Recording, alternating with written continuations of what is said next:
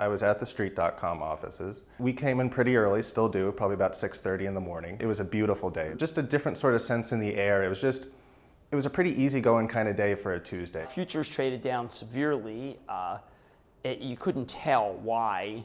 I was sitting at my desk when all of a sudden Tom yelled out, "Holy cow, a plane just hit the World Trade Center." I heard people kind of scurrying over by the window, and I looked and there were small bits of white paper just everywhere.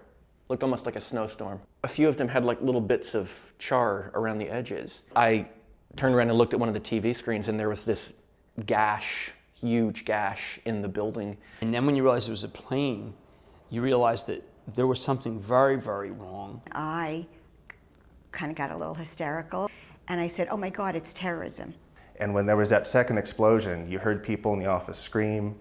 Everybody kind of knew something was wrong. And because we were right opposite the New York Stock Exchange, my thought was, that's what they're after. Maybe the world is changing right now. You know, I was 22 years old at the time. I was looking at the people much older than me, much more mature than me, really starting to really be affected. So if anything, I was trying to console them and help them. We sent a reporter over there.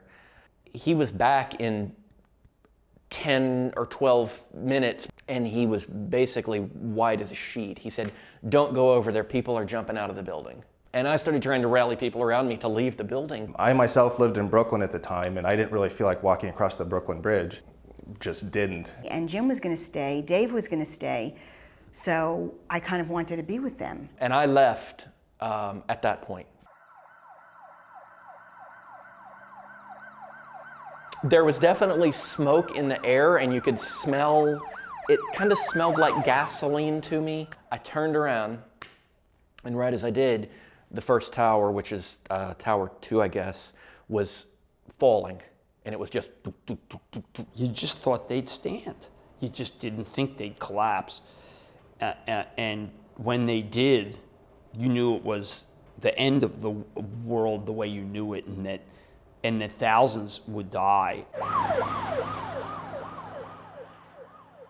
At 12 noon, I think we got the announcement from the building that everyone had to vacate. And we all walked east to go north, and I just remember being in the streets full of ash all over. I kept seeing Morgan Stanley research everywhere. It was raining research. Never been on the surface of the moon before, but I would say it was, the dust was 2 or 3 inches thick. You realize that what you're really seeing is ashes of people. And you're walking on ashes of people. I saved my shoes. I had black Cordovans. I always felt that they were ashes of people you were walking on. And it took us about 10 or 15 minutes, probably getting up past the South Street Seaport, until you could really kind of see the sun again. It was unbelievable, and I think there was silence.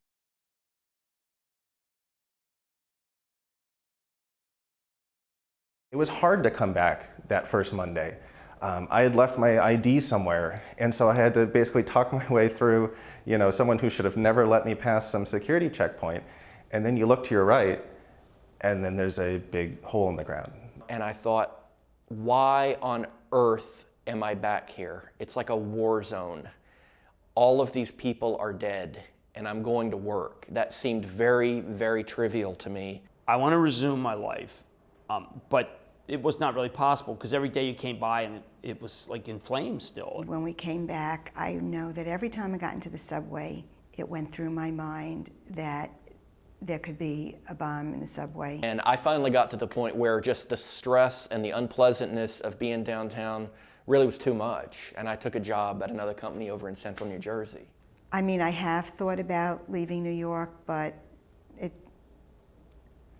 I did think briefly about changing careers. I did after 9/11. I also thought briefly about leaving New York. I'd already been in New York for 5 or 6 years.